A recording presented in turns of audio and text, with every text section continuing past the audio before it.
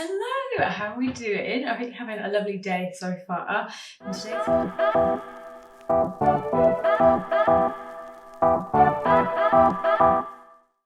In today's video, I'm going to take you through a full lower body and glute focused breakdown of my entire workout from start to finish, literally starting with like pre-workout meal, pre-workout drink, right through to like my cool down, and just going to talk you through all of the steps and stuff like that, because I post a lot of my workouts on Instagram. If you follow me over on there, you'll probably see those.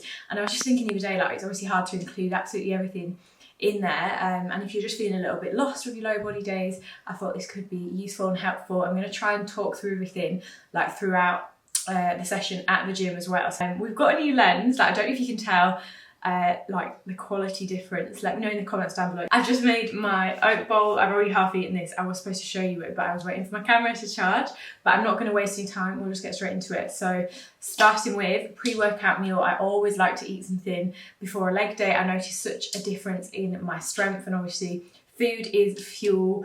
I mean, you could obviously train fasted, but I just find for any days that I'm going specifically heavier, I just personally find it a lot better to train with a stomach of good food. I always go for like easy digestible meals, so things like oats are amazing, and I've just added my PhD plant salted caramel protein. I can't very much show you this because it's literally half gone, but yeah, I had some oats, I put some cashew nuts, some goji berries and dark chocolate and peanut butter. I honestly look forward to this every single day, and I do occasionally train fasted, say if I'm doing like cardio early on in the morning, but at the moment I've just been liking having my breakfast before going train. I just feel a lot more energized. So it's just finding what works for yourself. Leg days can take between like an hour to an hour 30 sometimes. So yeah, I like to fuel myself beforehand. So we're going for the sour watermelon pre-workout. This is by PhD, of course. Like all my supplements are from PhD, protein, if I ever take creatine, and pre-workout. I have this normally like half an hour before my workout, but also if I've got a bit left or whatever, I'll just refill this with water like throughout my workout, and you can have it a dry scoop if you're that kind of gal, whatever floats your boat. But it's not necessary, it's just as an extra stimulant in terms of like energy. But if you're one of these people who just can't hack caffeine that well, like if it makes you really jittery and anxious, then like, you know, you don't need to take it. So this is what I'm wearing, gym outfit of the day, really functional but also comfy as anything. Hey, so we've got to the gym, and we're going to start with some dynamic stretches, baby. This is the most important part of any workout, especially a leg day workout where you're prepping your joints, getting your synovial fluid to your knees, things like that, and just prepping your whole body, getting your heart rate up, blood flowing to all your muscles and joints. This is going to help prevent injury and also expand your range of motion. The difference between a dynamic stretch and a static is that a dynamic is a continuous movement, whereas static is a hold, and obviously you hold for a lot longer. Hello from the voiceover. So I did have a few little technicalities with the sound. So we're starting with our warm-up. I'm doing some hip openers. These are really important for anything, for like whenever you're doing any form of squat, it's really good to work. Stretch out those hips. I specifically tend to get quite tight hips as well, so it's important that I keep on top of this. Doing some leg swings. Obviously it's much better to hold on to something for your balance and stuff, but just for the purposes of the video, I was just doing it in the mirror. And then with your warm-ups and stuff, it's good to perform each movement that you're going to do with weights, obviously.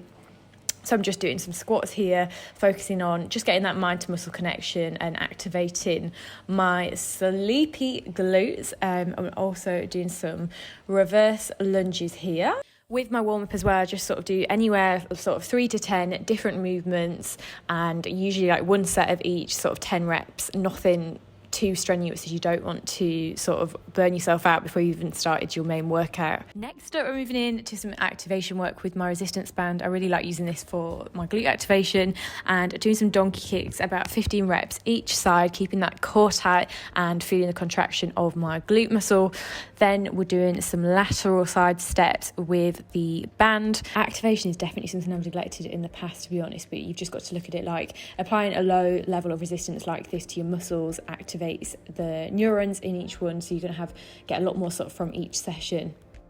Okay, so moving into the workout, we're starting with barbell hip thrusts. These are my all-time favourite glute building exercise. It's really important to start with your compound movements first, as they exert the most energy, which is why it's always better to sort of do these first. So anything such as like a squat, deadlift, bench press, or of course a hip thrust. So after my warm-up set, I'm doing 4 sets of 8 reps. I'm trying to work on my strength at the moment, and here you just want to make sure that you've got your chin tucked, ribs down, and bends just under your shoulder blades.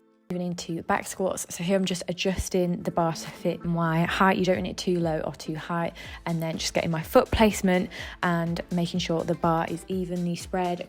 So here you just want to sit into your squat position, going as deep as you can whilst still keeping your heels and toes on the ground. Obviously chest up, shoulders back. When you're doing this as well, you don't want your knees to cave in, so you press them outward so they stay aligned with your feet as you squat down, and you just allow your torso to tilt naturally as you squat. You don't want to collapse your chest as such. The next exercise we're moving into is the RDL. This is up there as probably one of my all-time faves alongside the hip thrust. And here, this is a hip hinge movement, which generally involves keeping a relatively fixed position of the knee and lower leg whilst your hips flex and move rearward. Here I'm doing 4 sets of 10 reps. The RDLs target your hamstrings more so than your standard deadlifts, and also, of course, work your glutes and forearm flexors. Then next up, I'm doing a superset, so I'm doing Bulgarian split squats, which are just killer, but they're a must-have in any glute day routine. I'm doing 10 reps on each leg. These really help prevent muscle imbalances and obviously challenges more mobility, stretches your hip flexor. So here I'm leaning slightly forward to target more of my glutes, and then I'm just doing the other side. So this is much better if you're trying to increase your glute recruitment for better stabilization, and there's less load on your spine, and obviously help improve your balance. Split squats as well are so good. So if you've got one glute that is much stronger than the other, you can really target it this way. Then part 2 of the superset, so no rest, going straight into kettlebell sumo squats. This is just a killer combo, because it gets your glutes on absolute fire as well as your quads. So here, just keeping a neutral spine, really focusing on that mind to muscle connection, feeling it in your glutes. Obviously, the lower you can get, the better, depending on like what weight you've got available. You could also use like 2 dumbbells instead of a kettlebell. And we're doing 4 sets of 10 reps. So going straight into this from a split squat, and then rest in between your superset. Next, we're doing some accessory work. So we're doing some single leg cable kickbacks. So here you just want to maintain a neutral spine, keep your low back nice and relaxed with a slight bend in your balancing knee. And you're just kicking back, not upwards, but just backwards. So just thinking about keeping as still as you can, like on your hips, not too much swinging.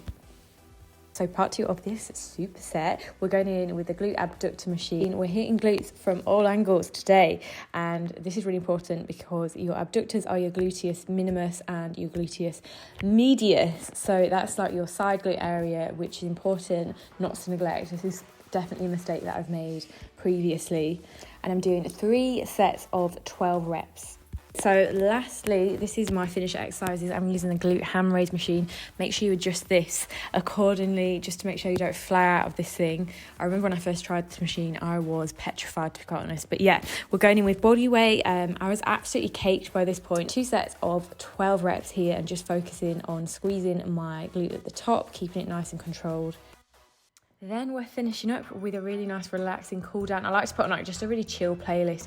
Brings your heart rate back down and is actually so therapeutic, especially if you've just got that bit of extra time. But if you're tight on time, it just take, at least 5 or 10 minutes to yourself to stretch out your muscles, especially the ones you've just worked. So here I'm doing some hip static stretches.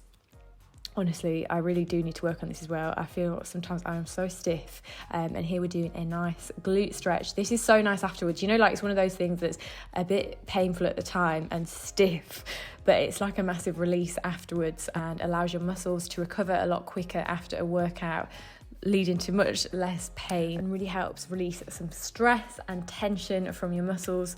But anyway, guys, I think that brings us to the end of today's video. I really hope you enjoyed this one. Do let me know if you'd like to see more like this, or if there's any specific area, and I'll definitely get that filmed for you.